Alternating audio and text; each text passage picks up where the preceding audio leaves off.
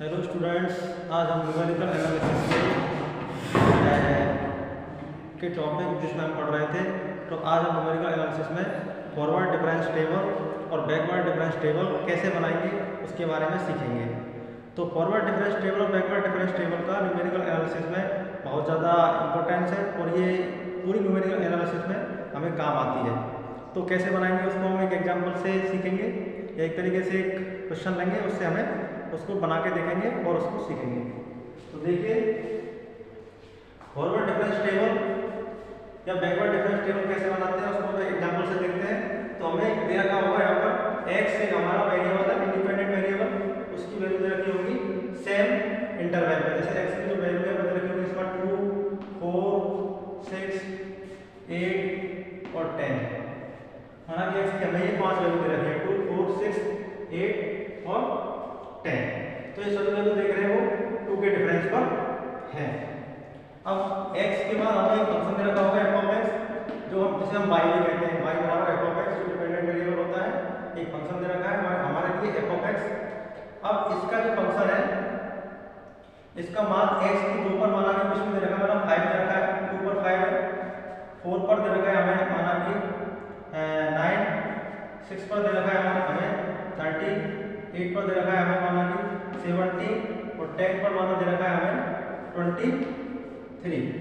तो हमें f(x) के मान x की वैल्यू पर इस तरीके से दे रखे और हमसे कहेगा क्वेश्चन में कि फॉरवर्ड डिफरेंस टेबल बनाएंगे।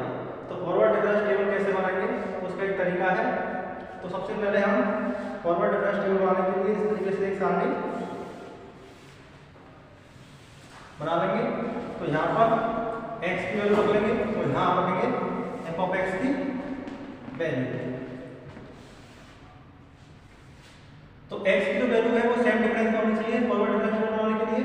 तो वो दे रखी है हमें 2, 4, 6, 8 और 10। हमें 5 वैल्यू दे रखी है, और भी दे सकता है 6, 7 जितनी वैल्यू देगा। तो सभी वैल्यू में जो डिफरेंस है 2 के बाद 4 में 2 का डिफरेंस है, 4 के बाद 6 में 2 का है, 6 के बाद 8 2 के डिफरेंस में है और 8 के बाद 10 2 के डिफरेंस पर है। और f(x) के मान कुछ भी हो सकते हैं जो हमें दे रखे हैं। वो है हमारा 2 पर 5, 4 पर 9, 6 पर 30, 8 पर 17 और 10 पर दे रखा है 23। तो फॉरवर्ड डिफरेंस टेबल में क्या होता है, हमें इस तरीके से कॉलम बना लेते हैं और पहले वाले में x रखना है, दूसरे में f(x) और थर्ड कॉलम में रखना है हमें डेल्टा f(x). फिर फोर्थ कॉलम में लेना है हमें डेल्टा स्क्वायर f(x) और इस कॉलम में रखना है डेल्टा क्यूब f(x), इस कॉलम में रखना है डेल्टा की पावर 4 f(x). तो आगे वही जरूरत पड़ेगी डेल्टा की पावर 5 f(x), तो आगे का कॉलम बना सकते हैं, ऐसे आगे कॉलम बना सकते हैं। ओके, अब इसके बाद कैसे बनाते हैं इसको? तो बनाने का तरीका ये है, f(x) की जो वैल्यू दे रखी है उसमें से नीचे वाली वैल्यू में से ऊपर वाली वैल्यू घटानी है। 9 में से 5 घटाना तो कितना बचेगा? 6 में से 5 घटाने पर या यहाँ 4 बचेगा तो बीच में रख देना 4। ठीक है, तो 13 में से 9 घटाएंगे तो कितना बच जाएगा? 4। 17 में से 13 को घटाना है तो कितना बच जाएगा? 4। और 23 में 17 को घटाना है 17 तो कितना बच जाएगा? ये बच जाएगा हमारा कितना? 6 बच गया। तो ये वाला कॉलम निकल जाएगा हमारा डेल्टा f(x) वाला। अब डेल्टा स्क्वायर f(x) का कॉलम निकालने के लिए हमको इसमें से इसको सब्ट्रैक्ट करना है और बीच में लिख देना है। 4 में से 4 जाएगा कितना बचेगा? 0। फिर 4 में से ये घटाना है तो 4 में से ये 4 जाएगा तो 0। अब 6 में से 4 जाएगा तो कितना बचेगा? 2। तो यहाँ 2 लिख देना है। तो ये कॉलम आ गया। इस कॉलम को निकालने के लिए क्या करना है? वही तरीका लगाना है जैसे कि इस कॉलम में लगाया था। तो 0 में से हमको इस 0 में से 0 हटाना है तो कितना बचेगा? 0। फिर 2 में से 0 हटाना है, सब्ट्रैक्ट करना है तो ये बच जाएगा 2 में से 0 जाएगा कितना बचेगा? 2। ठीक है, अब इस कॉलम को निकालेंगे तो यहाँ पर 2 एलिमेंट है तो दोनों में से नीचे वाले में से ऊपर वाला घटा देना है। 2 में से 0 तो यहाँ कितना बच जाएगा? 2। अब इसके बाद और होते तो आगे की कॉलम बन जाती है, लेकिन यहाँ पर एक एलिमेंट आ गया, अभी टेबल जहाँ तक बनेगी।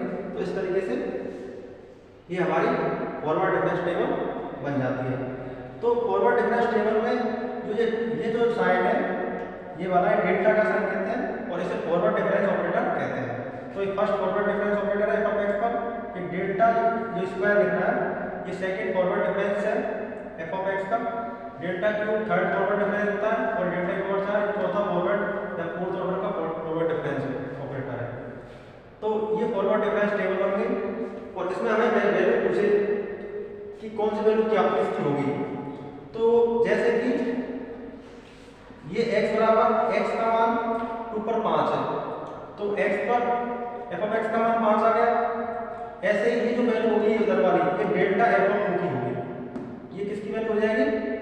ये जो वैल्यू होगी वो पूछे गई हो जाएगी डेल्टा f ऑफ 2 की। ठीक है, जो ये वाली वैल्यू होगी वो इसकी हो जाएगी डेल्टा f ऑफ 4 की, ये वाली वैल्यू।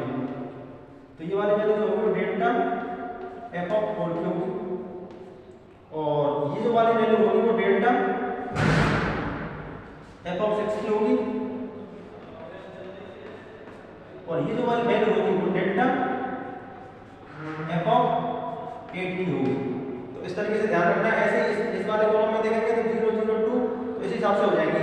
ऊपर ऊपर की वैल्यू होगी डेल्टा स्क्वायर f ऑफ 2 की, फिर उससे जस्ट वाली वैल्यू होती है डेल्टा स्क्वायर f ऑफ 4 की और इससे जस्ट नीचे वाली वैल्यू होगी डेल्टा स्क्वायर f ऑफ 6 की।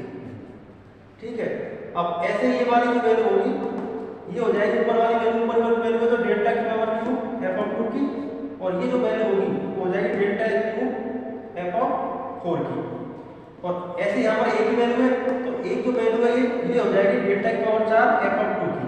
तो इस तरीके से ये हम फॉरवर्ड डिफरेंस बनाते हैं, फॉरवर्ड डिफरेंस टेबल बनाते हैं और उसमें किसी की भी वैल्यू हम निकाल सकते हैं।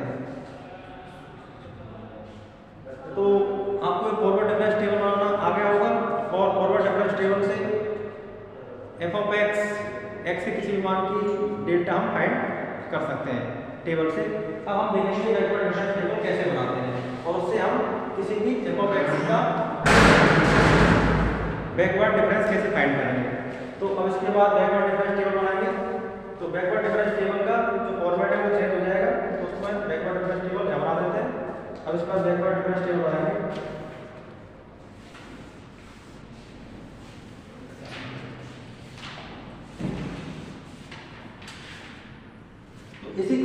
इसी डेटा का यदि हम बैकवर्ड डिफरेंस टेबल बनाएं तो ये जो टेबल बनेगी वो होगी फॉरवर्ड डिफरेंस।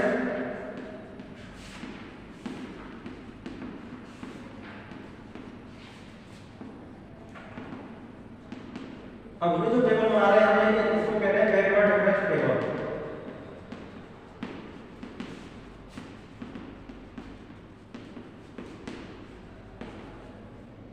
तो यहाँ पर ये x लिख देंगे, सेम तरीका टेबल फॉरवर्ड से रहेगा f ऑफ x हो जाएगा यहाँ पर और इस तरीके से कॉलम बना देंगे और यहाँ पर लिख देंगे डेल्टा की जगह बैकवर्ड डिफरेंस ऑपरेटर नेबला, जो होता है हमारा क्या नेबला, यहाँ लिख देंगे नेबला f ऑफ x और इसके बाद यहाँ लिख देंगे nebula square f of x second backward difference operator, यहाँ लिख देंगे nebula cube f of x और यहाँ लिख देंगे नेबला की पावर 4 f ऑफ x। तो ये जो साइड है वो बैकवर्ड डिफरेंस ऑपरेटर का है और ये फर्स्ट है, ये सेकंड बैकवर्ड डिफरेंस ऑपरेटर, ये थर्ड और ये फोर्थ। अब बैकवर्ड डिफरेंस टेबल बनाएंगे तो उसमें अंतर कुछ भी नहीं है, बनाने का तरीका सेम है, बस वैल्यू जो निकालते हैं हम वो अलग तरीके से आएंगे। तो सेम तरीका बनाने का तो x की वैल्यू को लिख देंगे यहाँ पर, तो x की जो वैल्यू है वो सेम इंटरवल में होनी चाहिए, सेम डिफरेंस में होनी चाहिए 2 4 6 8 और 10। f ऑफ x के मान जो दे रखे हैं वो लिख लो यहाँ पर 2 पर 5 4 पर 9 6 पर हमारा है 13 8 पर है 70 और 10 पर है 23। ये क्वेश्चन में आपको दे रखे होंगे, हमने ऐसे वैल्यू लिखी। बनाने का तरीका सेम रहेगा जैसे हमने इसमें बनाया था फॉरवर्ड डिफरेंस में, वही सेम। 9 में से 5 को सब्ट्रैक्ट करेंगे कितना बचेगा 4, 13 में से 9 को सब्ट्रैक्ट करेंगे कितना बचेगा 4, 70 में 13 जाएंगे कितने बचेंगे 4, 23 में 17 को सब्ट्रैक्ट करेंगे कितने बचेंगे, ये बच जाएंगे हमारे 6। इनको बीच में लिख देते हैं, इनके बीच में। अब इसका पहला कॉलम बनाना है तो 4 में से 4 को सब्ट्रैक्ट करेंगे कितना बचेगा 0, फिर यहाँ से 4 में से 4 को सब्ट्रैक्ट करेंगे कितना बचेगा 0 और 6 में से 4 को सब्ट्रैक्ट करेंगे तो ये बच जाएगा हमारा 2।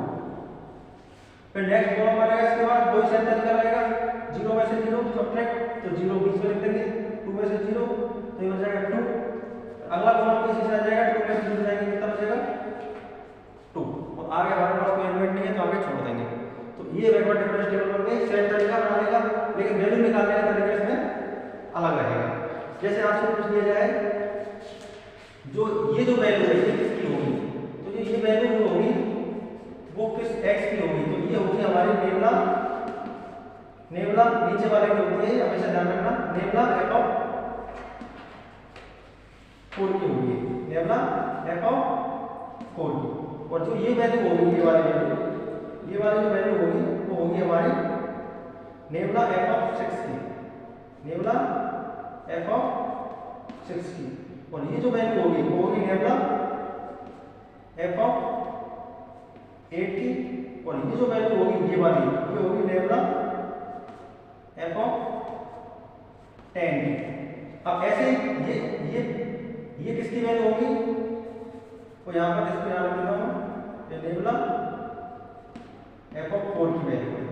तो इस टेबल में नेबला f(4) की वैल्यू नहीं है, और ये जो वैल्यू इसमें देखना है नीचे समझा उसमें, तो नीचे वाली वैल्यू होगी नेबला स्क्वायर नेबला स्क्वायर लग रहा है, तो नेबला स्क्वायर f(10) की वैल्यू होगी, तो 10 है, तो इसके बाद 10 के बाद कौन होता है 8, तो हो जाएगी नेबला स्क्वायर f(8) की, और ये जो वैल्यू होगी वो होगी नेबला स्क्वायर f(6) की वैल्यू।